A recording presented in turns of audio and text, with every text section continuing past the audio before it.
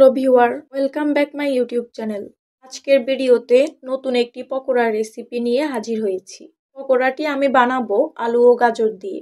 আলু ও গাজরের পকোড়া রেসিপিটি খুব কম সময়ে বানাতে পারবেন। আমার মতো এইভাবে পকোড়া বানালে আপনাদেরও পকোড়া মুচমুচে হবে এবং খেতে খুব দারুণ লাগবে। চলুন আর কথা না বাড়িয়ে যাওয়া যাক মূল ভিডিওতে।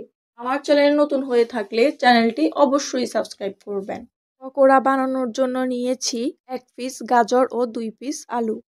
আলু ও গাজরের খোসা ভালোভাবে ছাড়িয়ে নিয়েছি। এইবার আমি মেশিনের সাহায্যে আলু কুচি কুচি করে কেটে নিব। মেশিনের যে অংশ দিয়ে ছোট ছোট কুচি করা যায়, আমি সেই অংশে আলু ও গাজর কুচি কুচি করে নিব। এখন আলু ও গাজর মেশিনের সাহায্যে কুচি কুচি করে নেওয়া হয়ে গেছে। এবার আলু ও গাজর ধুয়ে নেওয়ার জন্য একটি পাত্রে পরিমাণ মতো পানি দিয়ে দিব। আলু ও গাজর দেওয়া হয়ে গেলে ভালো করে ধুয়ে নিব। আলু ও গাজর ধুয়ে নেওয়া হয়ে গেলে পানিটা হাতের সাহায্যে চিপে ফেলে দিব এবং আলু ও গাজর একটি পাত্রে তুলে নিব।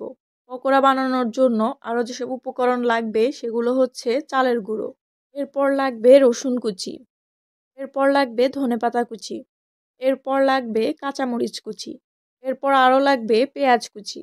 এবার আলু ও গাজরে দিয়ে দিব রসুন কুচি, এরপর দিয়ে দিব ধনেপাতা কুচি, এরপর দিয়ে দিব কাঁচামরিচ কুচি, এরপর দিয়ে দিব পেঁয়াজ কুচি, এরপর আরও দিয়ে দিব হাফ চা চামচ লবণ, এরপর দিয়ে দিব অল্প পরিমাণে হলুদের গুঁড়ো, এরপর হাফ চা চামচ মরিচের গুঁড়ো, এরপর দিয়ে দিব 1 চা চামচ ধনে গুঁড়ি, এরপর 1 চা চামচ চিনি দিয়ে দিব, সর্বশেষ দিয়ে দিব 4 চা চামচ চালের গুঁড়ো।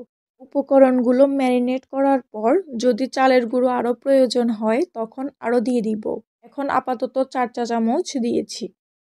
এইবার সবগুলো উপকরণ আলু ও গাজরের সাথে ভালো করে মিশিয়ে নিব। সবাই তো কম বেশি পেঁয়াজু খেয়েছেন, কিন্তু আলু ও গাজরের পকোড়া কি খেয়েছেন? না খেয়ে থাকলে এখনই বাসায় বানিয়ে ফেলুন, খেতে অনেক টেস্টি হয়ে থাকে।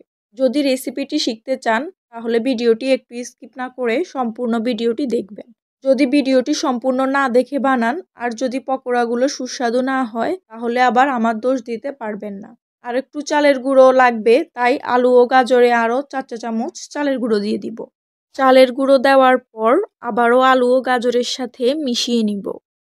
ভিউয়ার, শুরুতেই চালের গুঁড়ো বেশি দিবেন না, এতে করে আলু ও গাজরের মিক্সচারটা শক্ত হয়ে যাবে, ফলে আলু ও গাজরের পকোড়াগুলো পারফেক্টলি ভাজি হবে না। আলু ও গাজরের মিক্সচারটা আঠালো করে ম্যারিনেট করতে হবে। এখন পকোড়া বানানোর জন্য আলু ও গাজরের মিক্সচারটা তৈরি করা হয়ে গেছে। এখন পকোড়া বানানোর জন্য পরিমাণ মতো সাদা তেল দিয়ে দিব। তেল গরম হয়ে গেলে আলু ও গাজরের মিক্সচারটা থেকে অল্প একটু নিয়ে বলের মতো করে তেলে দিয়ে দিব এক এক করে ভাজি করার জন্য। আপনারা চাইলে চ্যাপ্টা করেও দিতে পারেন।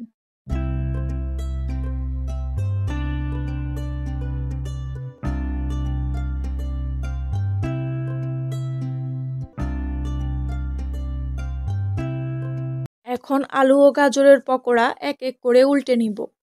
উল্টে না নিলে পকোড়া পুড়ে যাবে, তাই কিছুক্ষণ পর পর উল্টে নিতে হবে।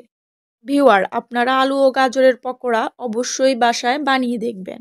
সন্ধ্যার আড্ডার আসরে পকোড়া থাকলে ব্যাপারটা আরও জমে যায়। এই আলু ও গাজরের পকোড়া বাচ্চা থেকে বড় সবাই খেতে পছন্দ করবে। এখন আলু ও গাজরের পকোড়া লাল লাল করে ভাজি করা হয়ে গেছে, তাই পকোড়া তেল থেকে তুলে নিব এবং এক্সট্রা তেল ঝরিয়ে নিব। এবার পরিবেশনের জন্য প্রস্তুত হয়ে গেল আলু ও গাজরের পকোড়া। এই আলু ও গাজরের পকোড়া ঝটপট বানিয়ে নিতে পারবেন খুব অল্প কিছু উপকরণেই। ভিডিওটি ভালো লেগে থাকলে লাইক, কমেন্ট, শেয়ার ও সাবস্ক্রাইব করবেন। ধন্যবাদ।